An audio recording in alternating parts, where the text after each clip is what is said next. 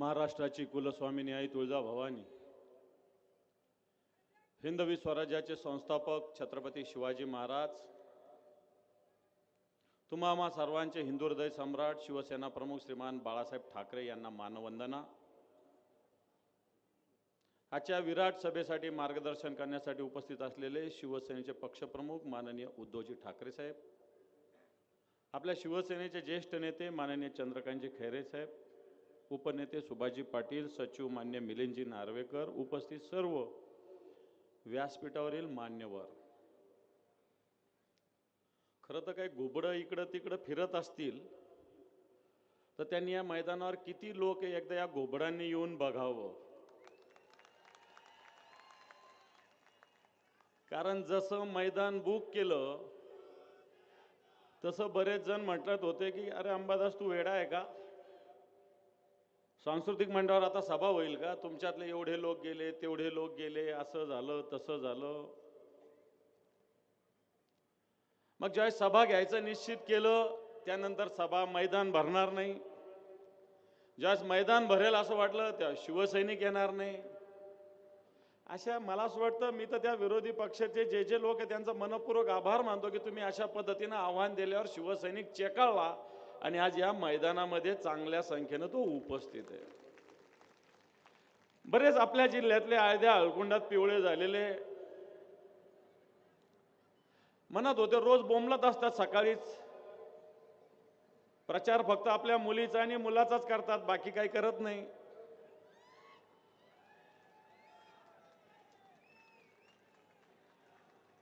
परंतु मला असं वाटतं, मी त्यांना खुलं आव्हान दिलं होतं, कारण हे मैदान मी 5 तारखेपासून 11 तारखेपर्यंत बुक केलं होतं। मी त्यांना खुलं आव्हान दिलं होतं, उद्या 11ला तुमचा कोण येतो त्यांना हे मैदान सगळ्या या व्यवस्थेसहित मी उपलब्ध करून देतो, तुम्ही हे मैदान भरून दाखवा, अशा प्रकारचं खुलं आव्हान मी दिलेलं आहे, लक्षात ठेवा। पण यांच्यात दम नाहीये। हे मैदान काय गल्लीमध्ये सभा घेत फिरतात, कोणीतरी डायरेक्टर फिरेक्टर आणून सभा घेतात। परंतु आज ही पुन्हा एकदा सभा होत असताना या मैदानावर पहिली सभा 12 एप्रिल 1988 ला शिवसेना प्रमुखांनी घेतली होती, जी पहिली महानगरपालिका शिवसेना लढली होती आणि 60 पैकी 27 जागा शिवसेनेच्या निवडून आल्या होत्या।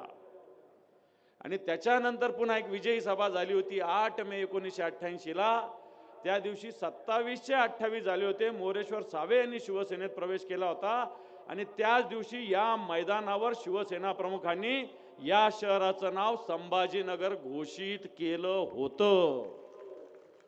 काल ते एक भाजपचं घुबड आलं होतं 4-5 दिवसापूर्वी डोंबिवलीचं, ते म्हणत होतं छत्रपती संभाजीनगर नामकरण आम्ही केलं, पहिला महापौर आमचा होणार। तुम्ही स्वप्न बघा, तुमचा महापौर होणार नाही, महापौर या भगव्याचाच होणार, एवढं लक्षात ठेवा। परंतु मे 1988 ला विजयी सभा इथं झाली, यानंतर सातत्यानं शिवसेनेचा महापौर या महानगरपालिकेत राहिला आणि मागच्या 2019 मध्ये पहिल्यांदा माननीय उद्धवजी ठाकरे साहेब या राज्याचे मुख्यमंत्री झाले। या शहरासाठी तब्बल 2,500 कोटी रुपयाचा निधी उद्धवजी ठाकरे साहेबांनी मंजूर केलेला होता आणि या 2,500 कोटीचे जे काम सुरू झाले होते त्यावेळेस आपलं सरकार असताना 2022 पर्यंत जवळपास 1100-1200 कोटी रुपयाचे विकास कामं पूर्ण झाले होते। आता हे जे उद्घाटन करतात ना काही लोक आयत्या बिळावर नागोबा, ते उद्धवजी ठाकरे साहेबांनी मंजूर केलेले काम आहेत, लक्षात ठेवा। आणि याच्यातलं सगळ्यात महत्त्वाचं काम 1,680 कोटी रुपयाची पिण्याच्या पाण्याची योजना 12 डिसेंबर 2020 रोजी माननीय उद्धवजी ठाकरे साहेबांच्या हस्ते भूमिपूजन झालं होतं। पाणी पुरवठ्याची योजना GIEचं भूमिपूजन उद्धवजी ठाकरे साहेबांच्या हस्ते झालं, याची वर्क ऑर्डर उद्धवजी ठाकरे साहेबांच्या हस्ते झालं। कॉन्ट्रॅक्टर काम करत नव्हता, त्याला दादा मामा करून माननीय उद्धवजी ठाकरे साहेबांनी काम करायला लावलं। हे भाजपवाले काही बगळे गल्ली बोळात फिरतात, आणि सांगतात उद्धवजी ठाकरे साहेबांनी योजना बंद केली होती. उद्धवजी ठाकरे साहेबांनी ही योजना सुरू केली होती. ही योजना होती उद्धवजी ठाकरे साहेबांची. जायकवाडी पासून तर फारोळ्यापर्यंत 37 किलोमीटरचं काम करायचं होतं. ठरलं होतं दर महिन्याला किती काम करायचं, 3 किलोमीटरचं काम करायचं होतं. 2020 पासून जून 2022 पर्यंत 27 किलोमीटरचं काम झालं होतं. 27 किलोमीटरचं. 10 किलोमीटरचं काम बाकी होतं जून 2022 ला.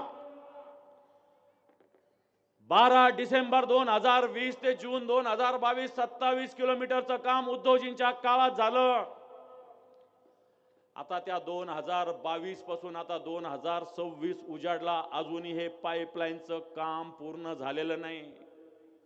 दररोज खोट्या घोषणा दिल्या जातात. मुख्यमंत्र्यांनी मागच्या वर्षभरात 5-10 बैठका गेल्या, 5-10 तारखा दिल्या. ऑगस्टची तारीख दिली, ऑक्टोबरची दिली, डिसेंबरची दिली, जानेवारीची दिली. आज जानेवारी 10 आहे, परंतु या शहराला पाणी मिळू शकलेलं नाही. या शहराला पाणी मिळू शकलं नाही. आज या शहराला 9 दिवसाला पाणी मिळतं. हो का नाही सांगा? 9 दिवसाला पाणी मिळतं का नाही मिळतं? हो का नाही सांगा? शिवसेनेचा महापौर असताना आम्ही 2 दिवसाला 3 दिवसाला पाणी देत होतो.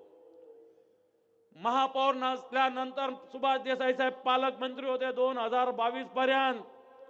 या काळात सुद्धा मी 2 दिवसाला 3 दिवसाला पाणी देत होतो. आज या शहरामध्ये 9 दिवसाला, 10 दिवसाला, 15 दिवसाला काही काही भागामध्ये पाणी आहे. 15 दिवसाला या शहरात पाणी आहे. परंतु ही योजना खऱ्या अर्थानं उद्धवजी ठाकरे साहेबांना सुरू केलेली आहे. या योजनेनंतर उद्धवजी ठाकरे साहेबांनी परवा मुख्यमंत्री येऊन गेले.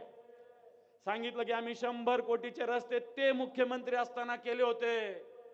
परंतु उद्धवजी ठाकरे साहेब मुख्यमंत्री असताना 152 कोटी रुपयाचे या शहरातले 23 रस्ते उद्धवजी ठाकरे साहेबांच्या निधीतून मुख्यमंत्री असताना झालेले लक्षात ठेवा. 152 कोटी रुपये MSRDC न 50 कोटी रुपये, MIDC न 50 कोटी रुपये आणि नगर विकास विभागाने 51 कोटी रुपये देऊन ही निधी 152 कोटी रुपये या शहरातल्या 23 रस्त्याला दिली होती. या शहरात शिवसेना प्रमुखाचं स्मारक उभा करायचा निर्णय आम्ही घेतला होता. काम सुरू केलं होतं. काम चांगल्या पद्धतीनं पुढे गेलं. या गद्दारांची सत्ता आली. हे शिवसेना प्रमुखावरचं बेगडी प्रेम दाखवतात. या 4 वर्षामध्ये शिवसेना प्रमुखाचं स्मारक पूर्ण होऊ शकलं नाही. साधा पुतळा होऊ शकला नाही. तिथलं काम होऊ शकलं नाही. जे काम झालं ते उद्धवजी ठाकरे साहेब मुख्यमंत्री असताना, सुभाष देसाई साहेब पालकमंत्री असताना झालेलं आहे. आणि म्हणून बांधवांनो, हे काम शिवसेनेनं हाती घेतलं होतं. या शहरामध्ये उद्धवजी ठाकरे साहेब मुख्यमंत्री असताना 174 कोटीचा सफारी पार्कचं काम मुख्यमंत्री उद्धवजी असताना मंजूर झालेलं आहे. त्या कामाची सुरुवात सुद्धा त्यावेळेस झालेली आहे. या शहरातले कचरा प्रक्रिया केंद्र शिवसेनेच्या काळात झालेले आहे. या शहरात स्वतः आदित्यजी ठाकरे साहेब आले होते. सायकलचा ट्रॅक केला होता ठिकठिकाणी. आता या सायकल ट्रॅकचं काय झालेलं आहे तुम्ही जाऊन बघू शकता. आदित्यजी ठाकरे साहेबांच्या संकल्पनेतून इथं सायकल ट्रॅक झाला होता. टीव्ही सेंटरला आपण फुटबॉलचं मैदान केलं होतं. संभाजी राजे क्रीडा संकुल आपण केलं होतं. आज या क्रीडा संकुलचे हाल या 4 वर्षात काय झाले तुम्ही बघा. शिवसेनेच्या काळात या टीव्ही सेंटरचं शॉपिंग कॉम्प्लेक्स शिवसेनेनं केलं. या शहरामध्ये खैरे साहेब खासदार असताना भूमिगत गटार योजना आणली होती. या शहरात आधी कुत्रे आणि डुकर लोळत होते नाल्यामध्ये. खैरे साहेबांनी केंद्राच्या माध्यमातून भूमिगत गटार योजना आणली होती 374 कोटी रुपयाची. ही 374 कोटी रुपयाची योजना, भूमिगत गटार योजना शिवसेनेच्या काळात मंजूर झालेली आहे. या काळामध्ये वॉटर सिवरेज प्लांट असेल, हे शिवसेनेनं सुरू केलं. सगळ्यात महत्वाचं, कोविड असताना या संभाजीनगरचं मेडिकल हॉस्पिटल असेल, या संभाजीनगरची महानगरपालिका असेल, याचं अत्याधुनिकीकरण उद्धवजींच्या संकल्पनेतून झालं होतं. जी मेल्ट्रॉन जी कंपनी होती तिची जागा होती MIDC ची. या मेल्ट्रॉन मध्ये कोविड सेंटर त्यावेळेस सुभाष देसाई साहेबांच्या माध्यमातून शिवसेनेनं सुरू केलं होतं. महानगरपालिकेचं पहिलं कोविड सेंटर होतं. आज या कोविड सेंटरच्या माध्यमातून तिथं वेगवेगळे हॉस्पिटल नवीन करण्याचा प्रयत्न महानगरपालिका करते. 7 पत्र MIDC ला लिहिलं. मी स्वतः 3 वेळेस राज्याचे उद्योग मंत्री उदय सामंतांना भेटलो. या मेल्ट्रॉनची जागा महानगरपालिकेला मिळाली पाहिजे, नाम मात्र भाडेतत्वावर. पण फक्त इथं घोषणा होते, ही जागा महानगरपालिकेला अजून मिळाली नाही. 7-10 पत्र MIDC ला लिहिलेलं आहे. पण तो खऱ्या अर्थाने इथं कोविडचं सेंटर सुरू केलं होतं ते शिवसेनेच्या काळात उद्धवजी मुख्यमंत्री असताना. घाटीचं विस्तारीकरण त्याच राज्य सरकारने केलं होतं. उद्धवजी ठाकरे साहेबांनी याला मोठा निधी दिलेला होता. मी हे का सांगतो? मी फक्त टीका टिप्पणी करत नाही. शिवसेनेनं जे काम केलेलं आहे ते आपल्याला माहिती असलं पाहिजे. या शहरात शिवसेनेनं कवितेची बाग केलेली आहे. या शहरात शिवसेनेनं लोककलेची बाग केलेली आहे.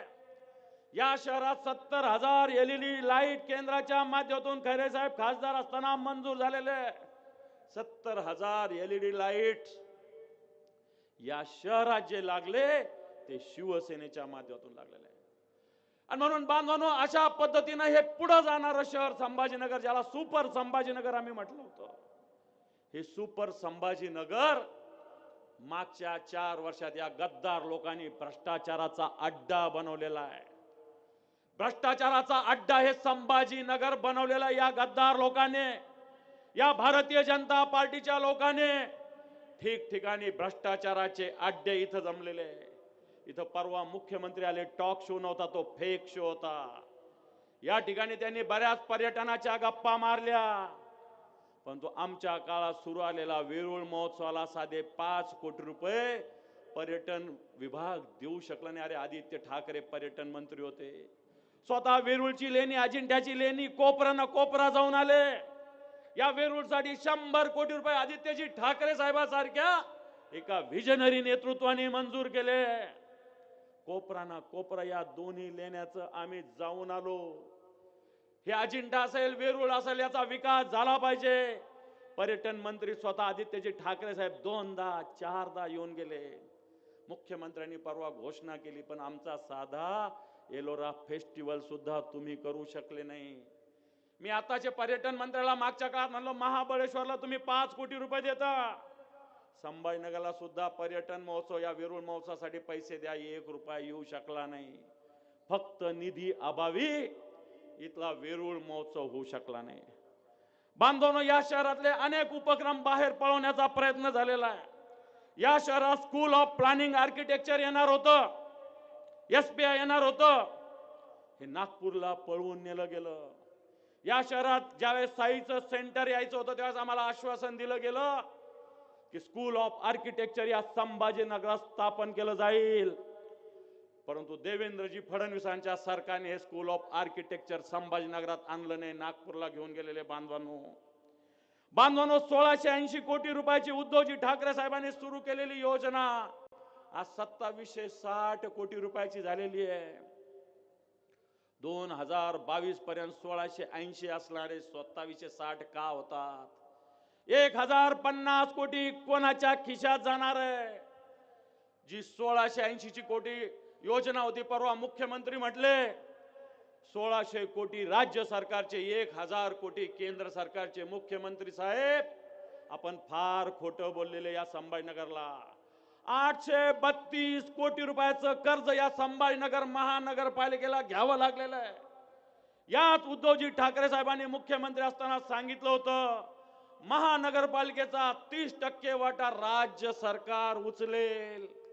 हे उद्धवजी ठाकरे साहेबांनी कबूल केलं होतं. आज 2760 कोटी मध्ये 832 कोटी रुपयाचं कर्ज संभाजीनगर महानगरपालिकेच्या डोक्यावर बसलेलं आहे. हप्ता फेडायला महानगरपालिकेकडे येणाऱ्या काळात पैसा राहणार नाही. ही कर्जबाजारी जशी मुंबईची महापालिका साहेब यांनी बनवली, तशी संभाजीनगर महापालिका सुद्धा आज 1000 कोटी रुपयाचं कर्ज आहे. 832 कोटी रुपये पिण्याच्या पाण्याच्या योजनासाठी कर्ज घ्यावं लागलेले. माननीय उद्धवजींना मी सांगू इच्छितो साहेब, या शहरामध्ये मागच्या 2025 या 365 दिवसात फक्त 44 दिवस पाणी मिळालेलं आहे. फक्त 44 दिवस पाणी मिळालेलं आहे. 9 दिवसाला 10 दिवसाला पाणी. 44 दिवस 365 दिवसातून फक्त 44 दिवस या शहराला पाणी मिळालेलं आहे. पुन्हा घोषणा केल्या जातात. तुम्हाला सत्यता सांगतो मी, 53 जलकुंभ आहे, फक्त 9 झालेले आहेत. या ठिकाणी 3700 पॉवर हाऊसचे पंपचे 3 पंप असणं आवश्यक आहे, फक्त 1 झालेलं आहे. इथं कचऱ्याचं टेंडर निघालं 650 कोटीला. जे 250 कोटीचं होतं ते 650 कोटीला दिलं. गुजरातच्या कंपन्या इथे येणार. सगळ्यात महत्वाचं, या शहरामध्ये साहेब घरकुल घोटाळा झाला 4600 कोटी रुपयाचा.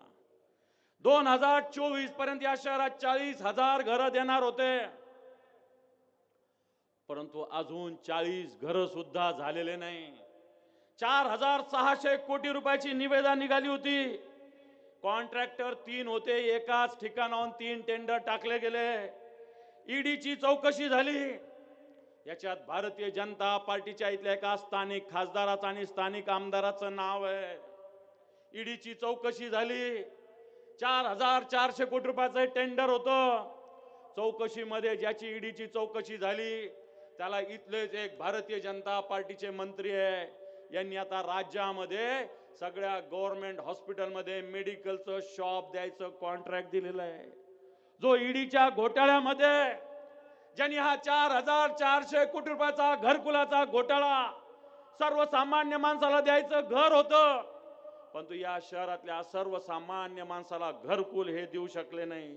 ईडीची चौकशी आता बंद झालेली आहे, कारण याच्यामध्ये भारतीय जनता पार्टीचे सगळे लोक आहे. 19.22 हेक्टरचं टेंडर असताना नंतर 120 हेक्टरवर ही योजना काढली गेली. मला सांगा, 19 हेक्टरची योजना आणि 120 हेक्टरची योजनामध्ये फरक आहे, परंतु ज्याला 19 हेक्टरचं काम दिलं त्यालाच 120 हेक्टरचं काम दिलेलं आहे. आणि म्हणून बांधवांनो, ईडीची चौकशी आता बंद झालेली आहे. आता अशा पद्धतीने हे गुत्तेदार काम करतात आहे. दुसरे मंत्री क्यू करतात. MIDCची जमीन हडपलेली आहे, स्वतः पार्किंगची जागा हटवून संजय शिरसाट जे मंत्री आहे यांनी MIDCच्या जमिनीत गैरव्यवहार केलेला आहे. 5 एकरचे जे 2 भूखंड MIDC साठी होते, पार्किंग साठी होते, स्वतःच्या कंपनीला घेतलेले, स्वतःच्या कंपनीसाठी घेतलेले.